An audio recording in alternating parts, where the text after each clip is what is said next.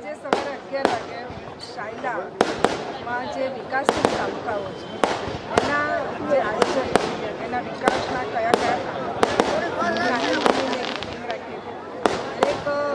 અધિકારી પોતાના ડિપાર્ટમેન્ટમાં શું કામ કરે છે, કેટલી ગ્રાન્ટ વપરાય છે, કેટલી બાકી નવું આયોજન શું છે એની પ્લાનિંગની એક મિટિંગ રાખી અને એ મિટિંગ બાદ હું સુરેન્દ્રનગર ગઈ. સુરેન્દ્રનગર પણ અમારા શહેરી પ્રમુખ સાથે પાર્ટીની ચર્ચા વિચારણા કરી અને ત્યારબાદ અહીંયા આવી અને અહીંયા જે અમારું તળાવ છે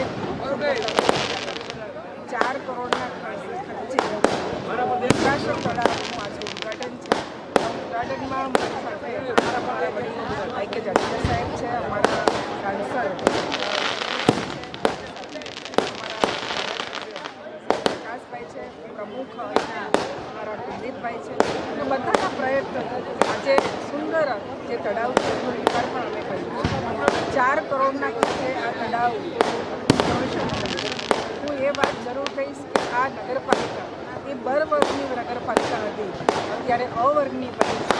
એના કારણે અમારા શહેરી વિકાસ પણ ખૂબ સારી ગ્રાન્ટ પણ મળે છે અને વિકાસના કામ માટે ગુજરાત સરકાર ક્યારે પણ કોઈ કામ માટે નાખતી નથી. અમારા મુખ્યમંત્રીશ્રી પણ કહે છે કે વિકાસનું કોઈ પણ કામ હોય તો આપ લઈને આવો. અમારા ધારાસભ્યશ્રી અને પ્રમુખ જ્યારે આ કામ લઈને આવ્યા હતા ત્યારે અમે સરકારમાં રજૂ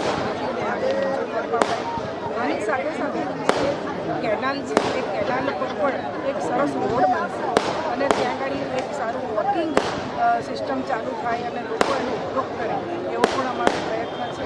બીજું જે માલપુર તળાવ છે એના પણ લગભગ 42 કરોડ રૂપિયા મંજૂર થઈ ગયા છે અને એના માટે પણ પ્રકાશભાઈ અને અમારા સૌ લોકો આવી અને મારા સાથે રજૂઆત કરી હતી અને એ પણ અમે કામ કર્યું છે. અમારો એક જ બસ આશય છે કે આ ધ્રાંગધ્રા નગરપાલિકાને શ્રેષ્ઠ નગરપાલિકા બનાવીએ અને એમાં પણ હું શહેરી વિકાસ મંત્રી તરીકે અને મારું અહીંયા એ પ્રભારી વિસ્તાર છે એટલે મારા પ્રભારી વિસ્તારમાં ખૂબ સારા વિકાસના કામ થાય અને લોકોને અમે આ કામો અર્પણ કરીએ એ જ અમારો આશય છે. જોગાસર તળાવનું 4 કરોડથી વધુ ખર્ચના કિંમતે જે રીડેવલપમેન્ટ થયું એનું લોકાર્પણ થયું અને 6 કરોડ અને 35 લાખથી વધુ ખર્ચના સ્વચ્છતા મિશનના અનુસંધાનના નવા કામોના ખાતમુહૂર્ત થયા છે. માનનીય દર્શનાબેન વાઘેલા શહેરી વિકાસ મંત્રીના હસ્તે લોકાર્પણ થયા. આખું ધ્રાંગધ્રા નગરપાલિકા અને આખું ગામ આજે ઉમટ્યું હતું અને બહુ સારા વાતાવરણમાં માનનીય આઈ.કે. જાડેજા સાહેબ, ચંદુભાઈ સિહોરા સાહેબ, અમારા પ્રમુખ કુલદીપસિંહ સૌએ આ કાર્યક્રમને સારી રીતે સંપન્ન કર્યો છે. આગામી દિવસોમાં ગ્રામ્યના મોટા ભાગના વિસ્તારો માનનીય મુખ્યમંત્રીશ્રીને રજૂઆત હતી, મોટા ભાગના રિસર્ફેસિંગના કામો પૂરા થયા છે અને જેટલા પણ બાકી હતા જે આગામી 5 વર્ષમાં નહોતા થયેલા એની પણ છેલ્લી અત્યારે 15 કરોડની મંજૂરીની અંતિમ તબક્કામાં છે.